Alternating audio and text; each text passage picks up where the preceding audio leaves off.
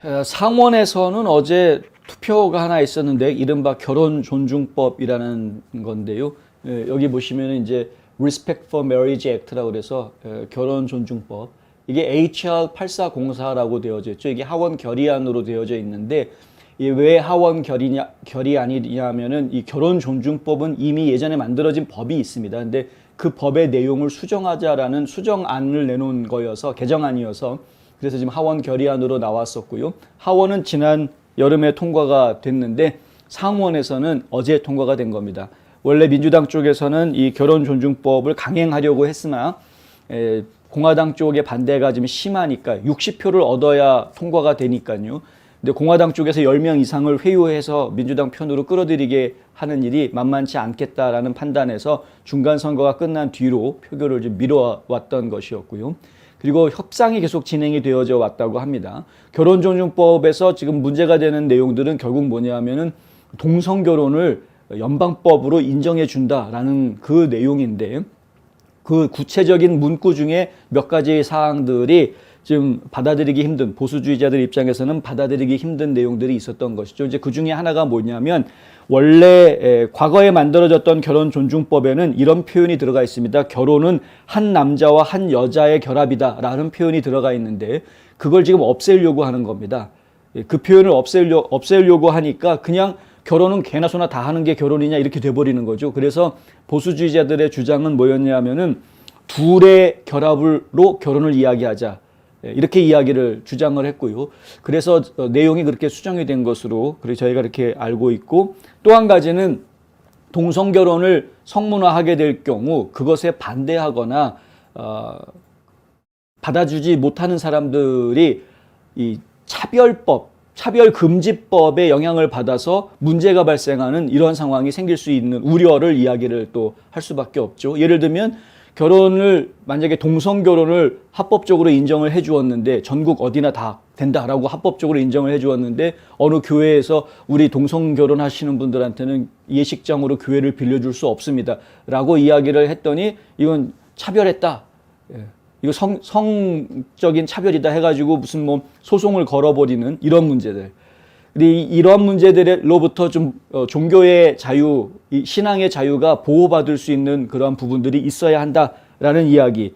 그러한 내용들이 이번에 개정안에 포함이 됐습니다. 그래서 동성결혼을 인정하는 것과 지금 이제 종교의 자유, 신앙의 자유를 인정하는 것은 둘 다 인정이 되어야 한다라는 식으로 이제 내용이 좀 수정이 돼서 그렇게 통과가 됐다라는 것이죠. 그렇기 때문에 공화당 내에서 찬성하는 사람이 조금 더 늘어났다. 보시다시피 찬성이 62표가 나왔는데 민주당 쪽 50표 빼고 나면 12명의 공화당원이 찬성표를 던진 것이죠. 찬성표 던진 사람 12명 보면은 미주리주의 로이 블런트, 노스캐롤라이나 리차드 벌, 은퇴하시는 분인데 웨스트버지니아의 셸리 무어 카피토, 메인주의 수잔 콜린스, 그다음에 아이오와주의 조니 언스트, 와이오밍주의 신티아 룸니스, 그리고 엘라스카의 리사 머코스키, 오하이오의 롭 포트먼, 유타주의 밋 롬니, 이 밋 롬니 얘기 좀 이따 더 해드리겠습니다. 알래스카의 댄 설리번, 그리고 노스캐롤라이나의 톰 틸리스, 인디애나주의 터드 영, 이런 상원의원들입니다. 명단 들어보시면 대충 느낌이 오실 텐데 라이노들이 많습니다. 예. 하여간 좀 말랑말랑한, 뭐 말랑말랑하다고 다 나쁜 건 아닌데 하여간 좀 그렇죠. 어쨌든 이 12명의 공화당 상원의원들이 찬성을 해주는 바람에 이제 이 결혼존중법이 통과가 됐습니다. 이제부터는 동성결혼은 이게 전부 다 연방으로 이해를 해야 되는 그런 상황이 돼버린 겁니다.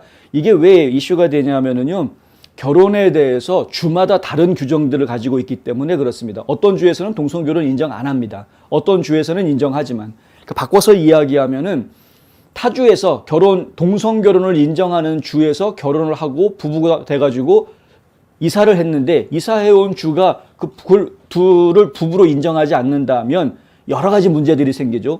뭐 소셜 시큐리티 연금 받는 문제부터 텍스 세금 공제부터 해가지고 여러 가지 문제들이 발생할 수 있습니다. 이것이 이제 결혼 관계로 인정을 받느냐 안 받느냐에 따라서 유산이 어떻게 처리가 되느냐부터 해가지고 여러 가지 현실 법으로 문제가 될 수 있는 사항들이 생기는데 부부 관계를 인정받지 못하게 되는 거니까. 그러니까 이제 그 문제가 이번에 이 결혼정주법이 통과가 되면서 설사 주에서 동성결혼을 인정하지 않는다고 하더라도 타주에서 인정되는 주에서 결혼을 하고 오면 여기에서도 인정해 줘야 한다라는 것이 이번에 내용으로 들어가 있습니다.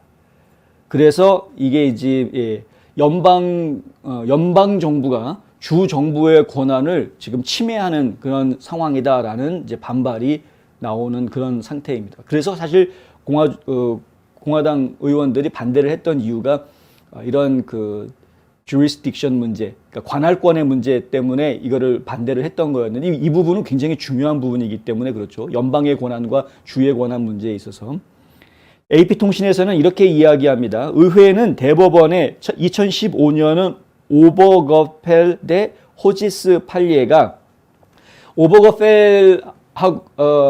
하고 하치스의 판례가 전국적으로 동성결혼을 합법화함에 따라서 일반 대중, 특히 공화당의 지지가 최근 급격히 증가하면서 동성결혼을 보호하려는 움직임을 보이고 있다. 뭐 이렇게 이야기하고 있는데 여론조사를 자꾸 이야기합니다. 여론조사를 보면은 미국 국민들의 3분의 2가 동성결혼을 지지하는 것으로 나타났다. 뭐 이런 이야기들을 지금 하고 있는데 그 여론조사를 누가 했고 어떻게 했는지 이런 것들에 대해서 구체적으로 좀 내놓고 있지는 않지만은 하여간 그런 여론조사들이 많은 건 사실이고요. 좌편향 여론조사 기관들이 이런 여론조사에 앞장서고 있는 것도 저희가 보고 있습니다. 근데 국민들이 진짜 이렇게 많이 원하는지 안 원하는지는 모르겠습니다만은 동성결혼 자체를 너무 문제시하지 말자. 그러니까 불법화하지 말자라는 이야기죠. 그런 의견들이 많은 것은 저희가 알고 있습니다. 다만 지금 저희가 신경 써야 되는 부분이 뭐냐면 지난 6월 달에 연방 대법원이 1973년에 있었던 로 vs 웨이드 판례를 뒤집지 않았습니까?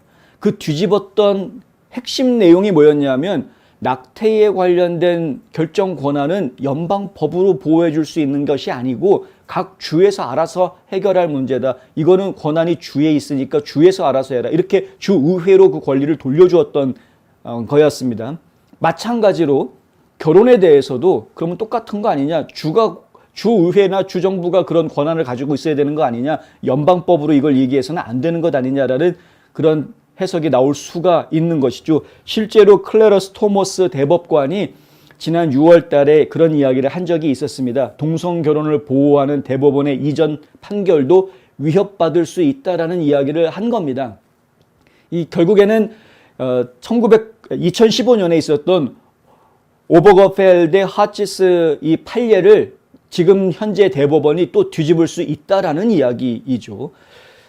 연방대법원이 뒤집으려면 누군가가 계속 이거를 소송을 제기를 해가지고 문제를 삼아야 대법원까지 가게 될 것이고 대법원까지 오게 되면 그제서야 판례를 뒤집을 수 있는 상황이 될 것이고 그렇게 되면은 지금 결혼존중법 만든 것이 또 불법이 될 것이고 그러면 각 주에서 또 각자 알아서 결혼에 대해서도 주에서 알아서 하는 이런 형태로 가겠죠. 아주 온통 나라가 그냥 뒤죽박죽 소란스러운 상황이 또 한번 펼쳐질 수 있을 겁니다. 로 vs 웨이드 가지고도 그렇게 난리를 쳤는데 민주당은 그걸 가지고 어떻게 해서든 정치적으로 이용을 하고 이번 선거에서 본인들이 유리하게 하기 위한 여러 가지 방편으로 써먹었습니다만은 근데 이렇게 되면은 또 결혼 문제, 동성결혼 이 문제 가지고 또 나라가 시끄러워지면서 2024년 가가지고 민주당이 어떻게 해서든 민주당 당선시켜주면 동성결혼 합법화해주겠다고 또 막 이야기하는 뭐 이런 얘기들이 또 막 진행이 될 수도 있겠죠. 하여간 너무 앞서갔는지는 모르겠습니다. 하여튼 그렇고요. 그럼에도 불구하고 이번에 결혼존중법이 아마 연방 대법원까지 가지 않고 그냥 인정받아질 수 있을지도 모른다라는 얘기도 나오고 있습니다. 반대로. 왜냐하면 몰몬교가 나섰다라는 이야기가 있는데요. 예수 그리스도 후기 성도교회, 이게 이제 몰몬교회의 정식 명칭이죠. 예수 그리스도 후기 성도교회. 이 교회에서 성명서를 내놨습니다. 이 성명서에 보면은 우리는 이 접근법이 앞으로 나아가는 길이라고 믿는다. 성소수자 개인의 권리와 함께 종교적 자유의 원칙과 관행을 보존하기 위해 함께 노력함으로써 관계를 치유하고 더 큰 이해를 촉진하기 위해 많은 것이 성취될 수 있다. 이렇게 이야기합니다.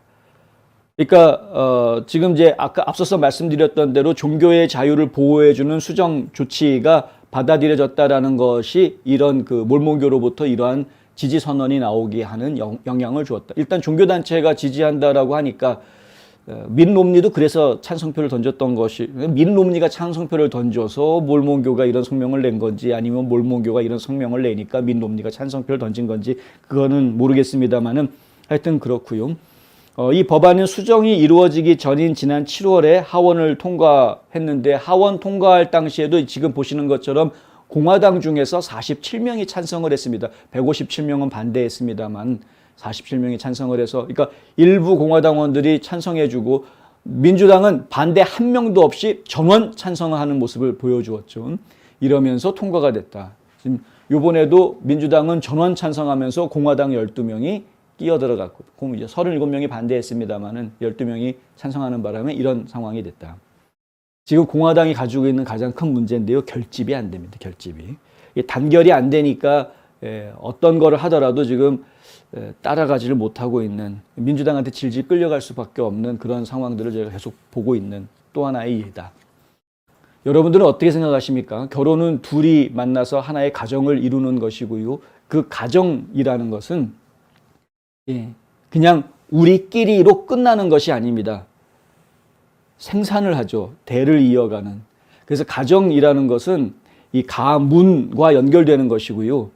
가문이라는 것은 결국에는 지역 사회를 구성하게 하는 틀이 되는 것입니다.